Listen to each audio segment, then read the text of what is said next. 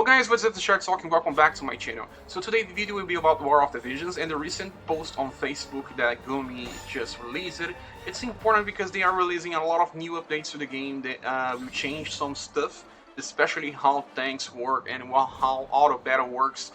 And first of all, they are just saying this is the third information that they are bringing to us. And the first update is about raids. We will finally get raids. We didn't get it before because the first raid on the Japanese version was actually from, I think it was from Final Fantasy XIV. Then they had another one for White Day, and both ones were never happened on the global version. So we will finally getting this on day 10 of June. It's important to understand this. Raid bosses are very interesting content, and we will finally have a better use for thieves and time mages. They are very important on this content, so maybe you should start developing one of yours. They are not telling us which exactly raid boss we'll be getting, if this is something like the White Day raid boss with a different theme, I don't know. So just try to increase your squad combinations. Thinking about this, we can play this on single player or multiplayer. I think getting better drops on multiplayer as most of the time. Then we have a new thing that's called Internet Exchange Shop feature. This one will probably get added on the next update or next week instead of 10th of June. And this is very important. It changes how you farm materials in this game. I opened the image on another tab and I will try to explain a little better, but I'll be making a video guide about this when it reaches. And you can see here, it's not so hard to understand, but there's a lot of options, and Pong is trying to teach us exactly how it works. You can see here on this first one, called Upward Exchange, you can exchange like a green material job for a blue one, but you have to use 5 greens for a single blue. So it may not be as good as you think, depending on how you still want to evolve your jobs with your low rarity or other units in the future. Then we have downward exchange. It means that you can get a purple and exchange for blue. So you will use 1 purple and you get 2 blues. This one is a little more interesting because downward means that you're not exactly losing something. You are trading 1 for 2. And equivalent exchange, it's just like a little like downward exchange, but not so much because you are actually doing the inverse. You trade 2 of something of the same color, 2 blues for a single other blue of a different item. You can see this time they are trying to exchange a Great Sword Azurite for a Sword Azurite.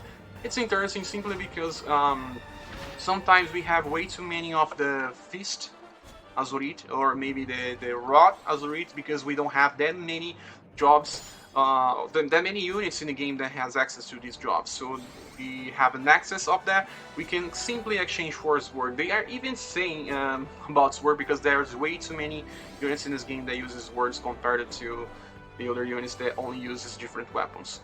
So let's see another thing here. Yeah, this is it. They are only telling about the 3 types of exchange. They are not saying about the memories because the memories can be a little trick.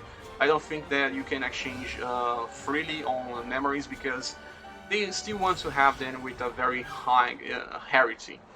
So now let's just get back to the feature update. We'll be getting an animated trailer added to the start of the game. We have this already on the Japan version, but it's nothing important. It's just to see the trailer every time that you log in the game. So besides that, we'll be getting some more things, and this is the most important and most impactful of them all.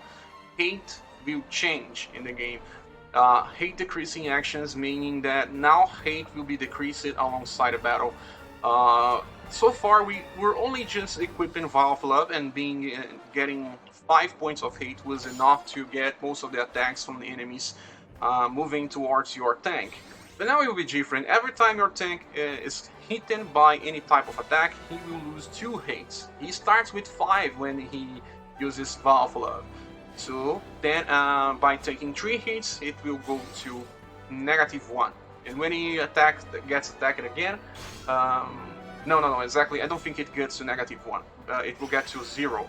And then you have to cast some spell or ability to get hate again, and it's by using Taunting Blade or Taunting Spell, or both Oelde and Rob can use this with their limit burst that also increases hate. But the most used often now will be Taunting Blade because it's coming from Paladin, and Taunting Spell comes from Spellblade. So for now, you will have to use this to get hate again. It's bad, but at the same time, it's understandable. Most games have the same type of mechanics, but War of the Visions was different because the hate would never drop. So then people will also think that it's because War of the Visions will get another collaboration with Final Fantasy 1. Warrior of Light has a passive that uses TP that increases hate. And none of our actual paladins can do that as soon as we start a battle. They will have to cast Taunting Blade or Taunting Spell, and they have to have a very high AP to do so.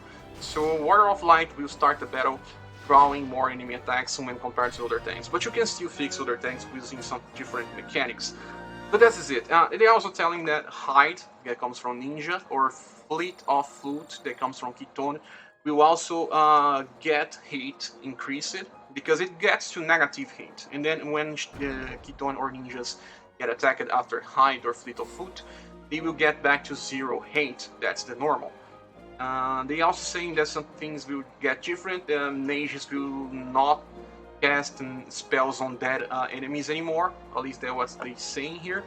The camera will change when they are KO'd units on the field. And bravery will not fall below 10 after a battle ends. So this means that you can get to like 5 bravery anymore, because it will never fall below 10. It means that you won't start any battles with a chicken status anymore. This happened with my story when I was started playing because he was dying way too much, and then all new battles he was starting the battle being a chicken. So chicken status will still happen, but mostly when you get affected by something in battle that will reduce your bravery.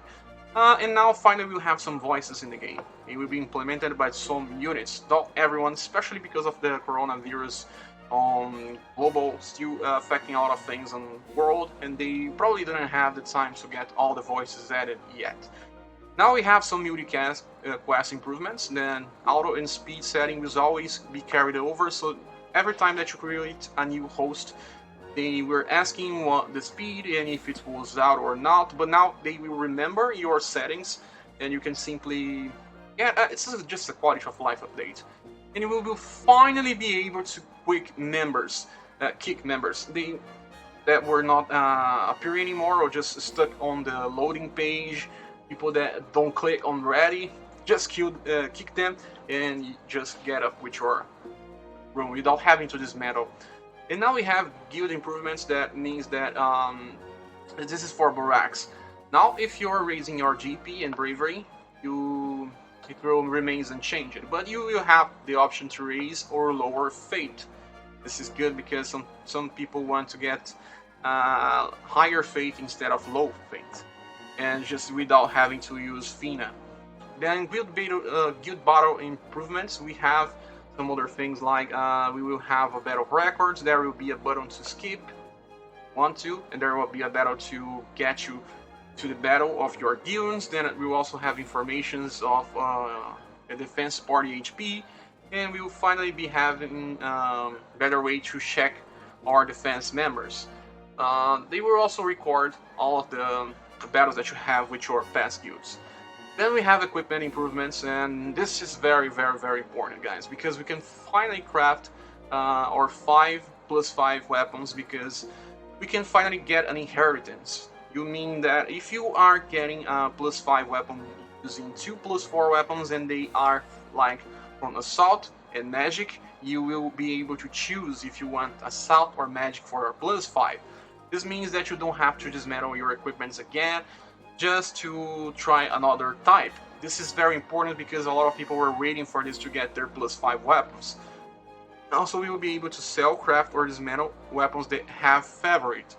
This is not exactly that good, because sometimes you favorite something just to for it to disappear, so you don't have to craft it by accident. and there will be an A added to the favorite equipment on your equipment screen. This is nice. And now we have another things like the option to vibrate your device on the end of battle.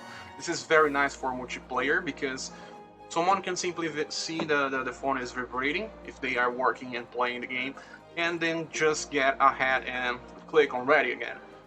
This will reduce the number of players that forget the game after they start a multiplayer. They will also send a notification for Chocobo Expedition and Guild Barracks when they have max capacity. Another improvement is that we'll be getting more user interface improvements, probably quality of life things, and more information about the companion. This will only happen to new players.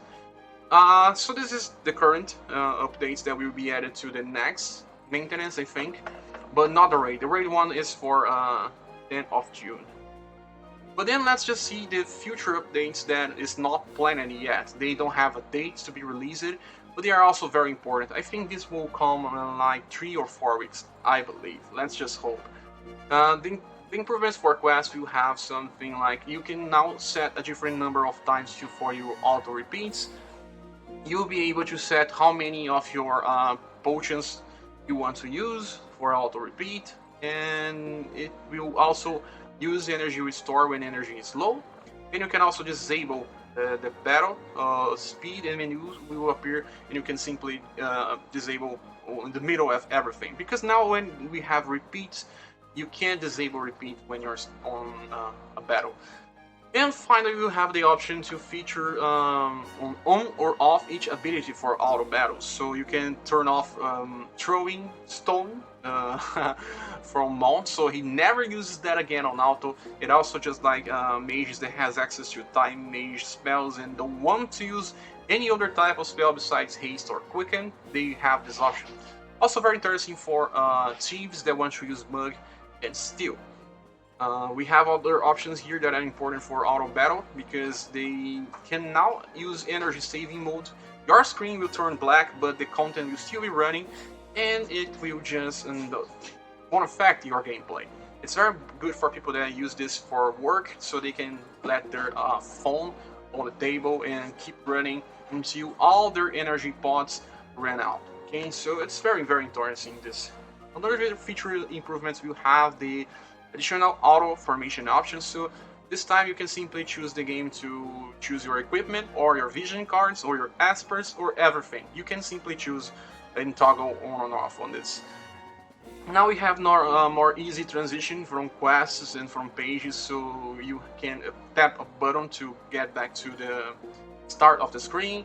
Players will be able to move from the equipment and chance to awaken, so it's just quality of life, so you don't have to navigate too much.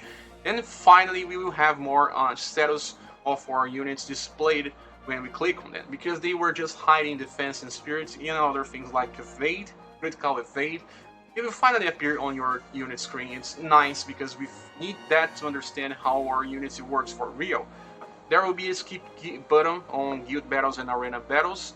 It's nice because when you're clicking on the menu, it sometimes would not happen, and you have to persist until you could just skip the battle, and now there won't be any because there will be a very easy skip button on the screen. This is very nice. And there will be also some information about what's your current level and your max level based on how many awakenings or limit breaks you have on your units. And this is it, guys. They are finishing just saying that thanking for the community and the patience from the community because of all of these changes. And the most impactful one is how tanks will work. I already explained it a little, and raids will be very important to have because this is a very important content that changes how community plays the game. And this update of the exchange from the shop feature also means that every way of farming will change. You will probably want to farm only the higher stage now and exchange some of the items from the lower heritage ones, so you don't have to just play the chapter 1 from story anymore. You will always want to play the higher ones, and we will change how and the best stage to farm. So well, guys, this is it. I think this covers everything they just showed us on Facebook. I hope you enjoyed. Sorry if my English is not so fluent. I'm not an English speaker. But thank you for this, and we see each other on the next video. Bye.